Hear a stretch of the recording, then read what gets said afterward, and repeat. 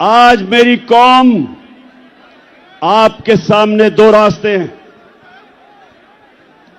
जब नमाज में अल्लाह से हम कहते हैं कि अल्लाह, एक ही चीज मांगते हैं अल्लाह से 5 वक्त की नमाज में कि अल्लाह उनके रास्ते पे लगा जिनको तूने नेमतें बख्शी, उनके रास्ते पे ना लगा जो तबाही के रास्ते पे निकल गए। पाकिस्तानियों, आप भी उधर खड़े हैं। एक तरफ नेमतों का रास्ता है, आपकी अजमत का रास्ता है, दूसरी तरफ आपकी तबाही का रास्ता है, गुलामी का रास्ता है, जिल्लत का रास्ता है। मौलाना रूमी, उसने बड़ी एक ऐसी बात की जो मुझे कभी नहीं भूली। उसने कहा कि जब अल्लाह ने तुम्हें पर दिए उड़ने के लिए, क्यों चूंटियों की तरह जमीन पे रेंग रहे हो? पाकिस्तानियों, अल्लाह ने हमें पर दिए। हमारा मुस्तकबिल यह नहीं है कि हम चूंटियों की तरह रेंगे। जो ऊपर आए फैसला करे कि जी आज तो ये चोर हैं, उनके ऊपर एक्शन ले, गवर्नमेंट करा दे। अगले दिन फिर बंद कमरों में फैसला हो कि नहीं जी, मैं अब एनआरओ दे दिया इनको, ये मैं गंगा में नहा के पाक हो गए हैं, और फिर उनको निकाले कि जी चोर हैं, और फिर उनको एनआरओ दे दे। और कौम अगर इस चीज को, अगर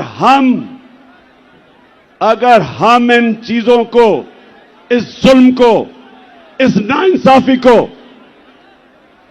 अगर कौम तस्लीम करती है, तो वो कौम के अंदर और भेड़ बकरियों में, गाय भैंसों में कोई फर्क नहीं है। इंसान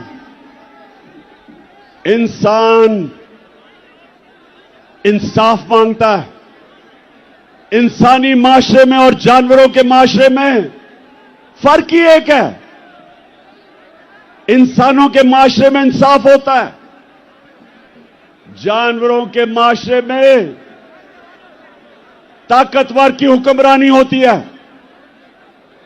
पाकिस्तान अगर एक अजीम मुल्क नहीं बना तो उसकी एक वजह है कि हमारे मुल्क में कभी भी कानून की हुक्मरानी नहीं आई, ताकत की हुक्मरानी, जंगल का कानून रहा है। और ये याद रखें, कभी कोई माशरा तरक्की नहीं कर सकता जिस माशरे के अंदर इंसाफ नहीं होता। मेरे नबी सल्लल्लाहु अलैहि वसल्लम ने मदीना की रियासत में, और याद रखें अल्लाह का हुक्म है कि मेरे हबीब की सुन्नत पे, उसकी शरीयत पे, उसके रास्ते पे चलो। क्यों अल्लाह ने हमें हुक्म दिया है? हमारी बेहतरी के लिए। जब इल्लामा इकबाल, जब उसने पाकिस्तान का तस्वर किया, तो इल्लामा इकबाल ने सोचा था कि हम एक माशरा खड़ा करेंगे मदीना के रियासत के असूलों के ऊपर। और इल्लामा इकबाल ने बताया कि जब भी मुसलमान माशरा खड़ा होता है, वो वापस उन असूलों पर जाता है, और जब तबाह होता है तो उन असूलों से पीछे हट जाता है। तो पाकिस्तानियों, जब उन्होंने मदीना की रियासत बनाई तो पहली चीज अदल और इंसाफ, कानून की हुक्मरानी, उसके ऊपर उस माशरे की बुनियाद रखी। मेरी बेटी भी अगर जुर्म करेगी तो सजा मिलेगी, उन्होंने फरमाया, कोई कानून से ऊपर नहीं।